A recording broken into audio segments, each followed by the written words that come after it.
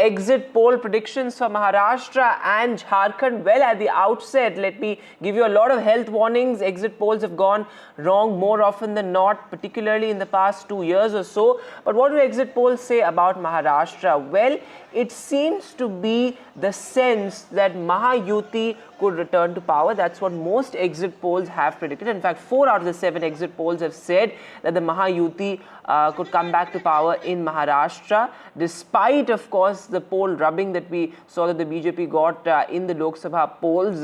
So the exit polls seem to suggest that that was an aberration and there is a strong Mahayuti wave almost. But remember, there are 2 exit polls that predict the MVA to come to power and also a hung verdict in Maharashtra. In fact, 2 key exit polls say that there could be a hung verdict. That's going to be interesting because, of course, we've seen a lot of realignments, political churn in Maharashtra, particularly in the past 2 to 3 years. So how that plays out, that remains to be seen. Many people actually say that, well, it's after the 23rd that the real politics in Maharashtra will actually begin. But let me go across to my colleague Anuj Raite, joining us live from Mumbai. So Anuj, of course, one of the key concerns yesterday was the low voter turnout in parts like Kolaba, etc. But looking at what exit polls seem to suggest, well, as I said at the very outset, a lot of health warnings there. Exit polls have to be taken with a pinch of salt. They've gone wrong not only in state elections,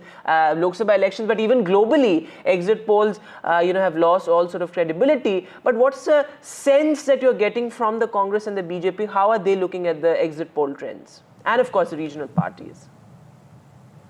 If you look at the exit polls, one can see that there are 2 possibilities which are most likely to happen if we are to follow what is happening through the exit polls. Firstly, a clear majority for the Mahayuti government, and secondly, a hung assembly.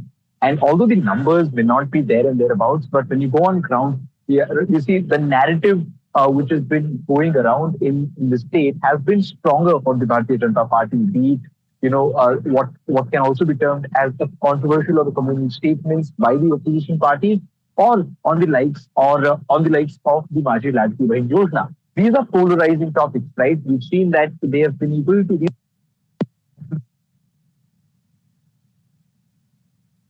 Lost that line with Anuj there. We'll try and reconnect with him. But as Anuj is reporting that, well, there seems to be a clear Mahayuti wave in most of the exit polls. Yes, Anuj, go ahead.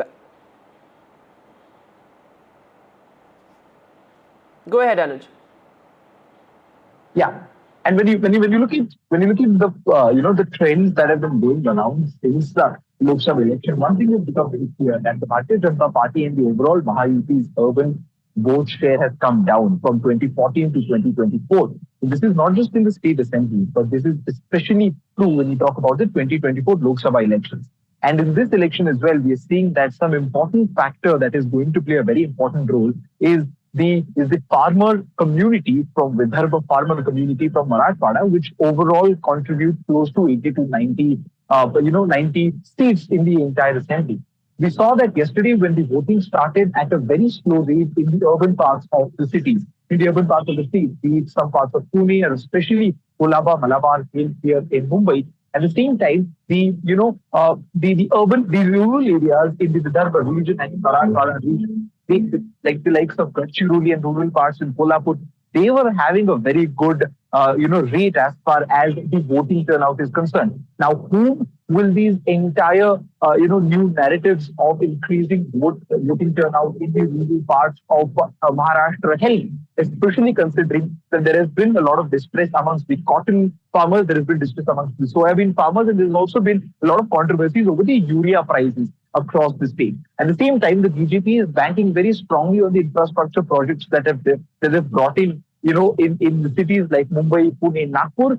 Besides that, the advertisement from the Bharatiya Janata Party has been very strong. We saw even yesterday, when the state was going to polls, there were full-page advertisements on all the, major newspapers and news dailies across the state from the BJP. So, of course, it is a neck-to-neck battle if you go and talk to the people at ground. But what the exit polls suggest is that it would either be a Mahayuti government or, a hung assembly. But when you go on the ground, you understand that the election is more about seat to seat rather than looking at it from an overarching view.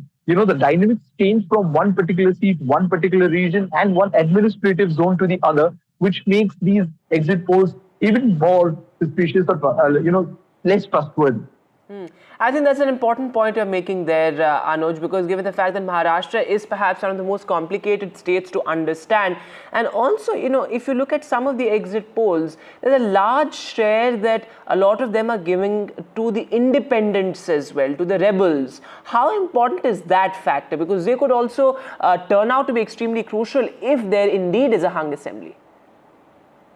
This was always a point of concern ever since that entire debate, on ticket distribution started. We saw how long it took for all the parties and on both the alliances to make sure that there is some sort of formula in place. And after the 4th of November, which was the deadline for the ticket distribution or withdrawal nomination form, we saw that there were plenty of rebels in the fray. Now, a majority of these rebels, according to their own party heads, were convinced to come back.